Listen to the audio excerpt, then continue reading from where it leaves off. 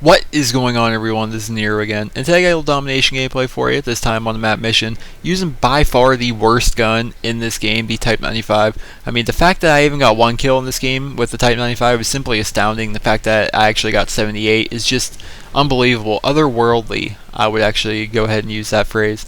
This gun is so difficult. I'm just kidding, guys. This gun is really easy to use, but the gameplay is pretty awesome. In terms of domination, this is probably the best score I've ever gotten. Now, when I say domination, I mean 6v6 domination. When I play ground war, I can definitely pull off pretty high scores. I mean, not consistently 78 kills, but when I play ground war domination, I definitely do a lot better in terms of score, just because there's more people to go up against. But that's kind of really not the topic of this video. I realize that in most of my videos are generally tip and trick style videos where I discuss a weapon, or I discuss a map, or I discuss a playstyle, an objective, a game mode, anything like that. And I definitely try to help you guys get a little bit better, try to help improve your game, or just simply entertain you, any of the above.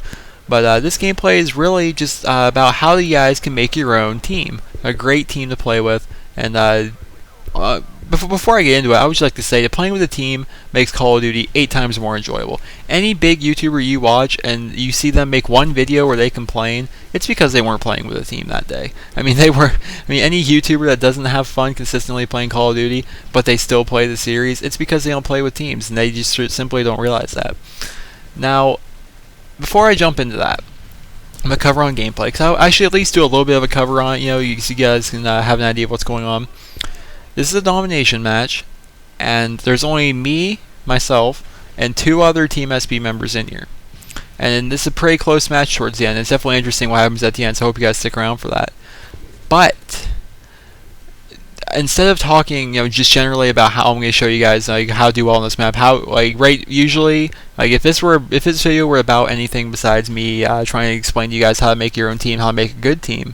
This video would be tips and tricks on mission, how to do well in domination on mission, key spots, choke points. We talk about all that stuff, but you can realize all that stuff when you guys just watch my gameplay. So while you listen to me talk about how to make a team, I just hope you guys watch my gameplay, pay attention to it, see the subtleties and the things I do, and you guys definitely learn how to play this map pretty well. So I'm gonna just jump into this. Now, before you guys, way before this video, way before I even had this channel, I started Team SB. This was about halfway through Modern Warfare 2. Now, I made Team SB strictly business. If you guys don't know what SB stands for yet, because I do have a lot of newer subscribers. My gamer tag is SB Nero, and the SB stands for Strictly Business. Strictly Business is the team I made about halfway through Modern Warfare 2. And the whole goal of this team was to get a team together so that we can always have people to play with. You never have to deal with random individuals on your team who are just horrendous, for lack of a better word, and you can basically do put your best foot forward and have the most fun every game you play, just because you're going to be your chances of winning with a team are a lot higher than if you don't have a team. So we wanted to go into Black Ops, and we wanted to have these ginormous win-loss ratios and play for the win, and always have people to play with and just have fun that way. And it worked out. It definitely worked out to an extent. I think about towards the end of Black Ops' lifespan, I had about a 4.80 win-loss ratio, which it wasn't bad. I mean, it's not amazing, but by no means is that bad. And just about everyone in SB had just about the same ratio. And then now going into Modern Warfare 3, we had another set of tryouts, which right before Black Ops we decided to have tryouts, and the tryouts were to my subscribers. I mean, back in the day, I had kind of a thriving YouTube channel called Newfound Glory that ended up getting shut down due to copyright. And we hosted tryouts just for any subscriber who wanted to try out for the team.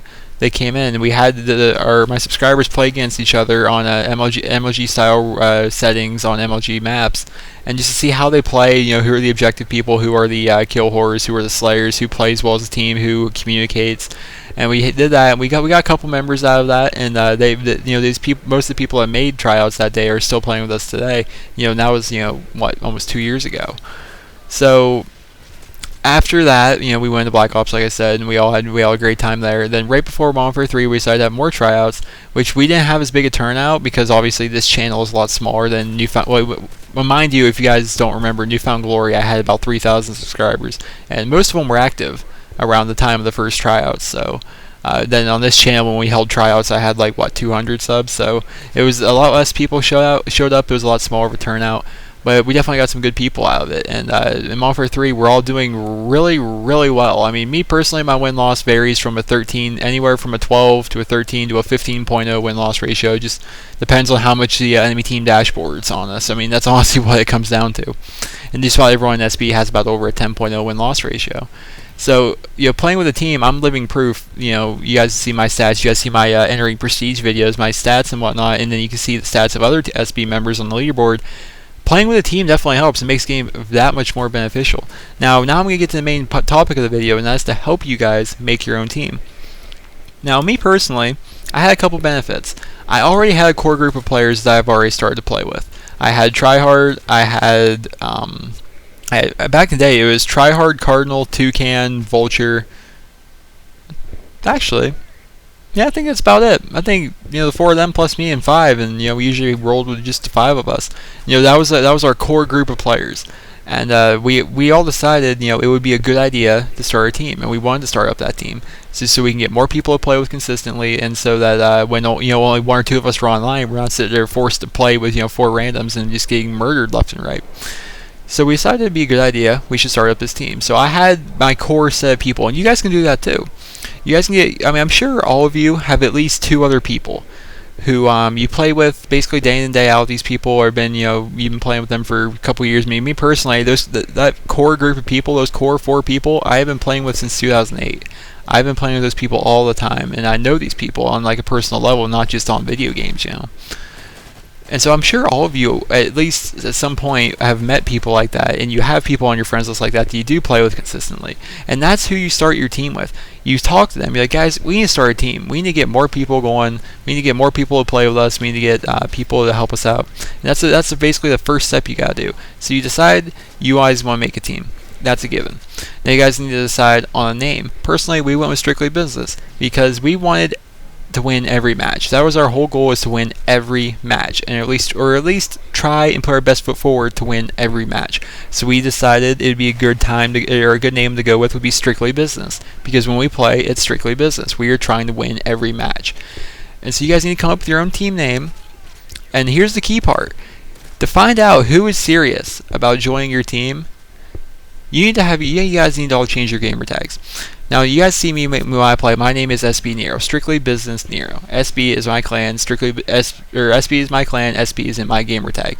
If people aren't willing to put up the Microsoft points or put up the money to join your team, then they're not serious enough to be a part of your team.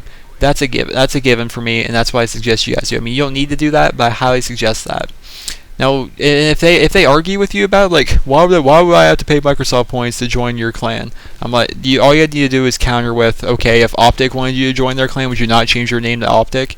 And they'd be like, well, yeah, but that's Optic. Like, well, you need to take us just as seriously as them, because when you have people who, when you're trying to make a team, you need people to take it seriously at the beginning. You need to get it organized. You need to, get your feet firmly planted on the ground, basically. Now, couple other tips. When it comes to getting people, now you have your base core group of people that you're playing with, right? But you're gonna need more than just those 2 or 3 guys that you play with day in and day out already. I mean, you all have your gamer tags changed, but you're still 2 or 3 people strong. You need more people. Me personally, I had it kind of easy. I had the whole tryouts thing that I could do, and if any of you guys on YouTube can do that, I highly suggest tryout video. Let's do that. And when you're doing tryouts, you need to look for objective players. Slayers, you look at different play styles between the people. You also have to look for communication. What you should do when you do tryouts is you go into party chat with the rest of your team, your current team members, and you're spectating this private match and watching them play, like on MLG rules, MLG settings, stuff like that. And you watch them, and you randomly hop in and out of game chat to listen in on what these people are saying. Now, when we had tryouts, we had so many people just bitching the whole time. They're like, fucking noob sitting here camping his dick off, fucking gay as hell. And then these people don't make it in, because who wants that? I mean, who wants to listen to just a person bitch all the time? If they're bitching in tryouts, imagine how they're going to be on a day in, day out basis. So just remember that. Now, if you don't have a YouTube channel or a subscriber base, you could definitely use Hubbit Gaming. Something like Hubbit Gaming will definitely help. Now, here's a tip though. When you play with these people from Hubbit Gaming, as soon as, the first time you play with them, you'll go, hey man, you want to join my clan? You gotta learn how these people act, personality wise and playstyle. I mean, you're not gonna want to play with just a random person, and just be like, hey, let's join my clan. It won't work out in the long run, believe me. Now, Hubbit Gaming's a good one. Just be a nice guy when you're playing public matches. I mean, if you know someone in that lobby is doing real good, I mean, whatever given lobby you're in, that person's just tearing it up, start talking to them. Be like, dude, you tore up that game. You start talking to them. Be a nice guy, be a humble person, and eventually, one of you guys are gonna get to talking. One of you guys is gonna back out and invite the other person. Now you got another person to roll with. You start playing with that guy a little bit more. Maybe he sends you a friend request. Then you start playing with him a little bit more, and be like, hey, dude, you want to start our team because I think we could definitely be successful together. And then they'd be like, all right, I'll join your team. Little things like that is how you guys get your team going. And once you get your team going, make sure you have a set leader, someone everyone can basically respect in a way, I guess you would say, and someone that can kind of keep order when someone starts bitching at another person, that person can just hop in there and calm them down. And that's basically my tips to helping you guys make your own team. As you guys can see, we lost. Now this is something. This is why I decided to make this video. Tips to help you guys get a team. The reason we lost this match is because of the random people on our team. Me, Cypher, in Russia, we tore it up that game. We really did. We did great. I got 78 kills for crying out loud. And Cypher spent the whole game in recon drone swatting people for us. Plus his 38 assists. But sometimes, when you're not rolling with a full party, no matter what it is you do, you can't get that win. Just because the other team is better than your random people. That's why I started Team SB. That's why I believe every one of you should either join a team or start one for yourselves. If you guys enjoyed this video, please remember to rate it. And I sincerely hope you guys all have a great day.